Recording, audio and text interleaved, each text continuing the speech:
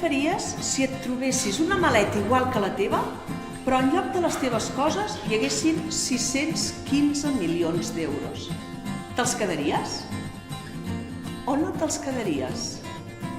Qui no ha somiat mai amb aquesta quantitat tan horrorosa de diners? Tots aquells plans que fem, què faríem, on aniríem... Tot això sembla molt divertit i molt fàcil, i acabaríem ràpid d'explicar. Explicaríem què fem i què no fem. Però si de més hi sumem, d'on venen aquests diners? El lloc és desconegut. A més, fa por. Que tens un sopar familiar, que no et portes bé amb la teva família.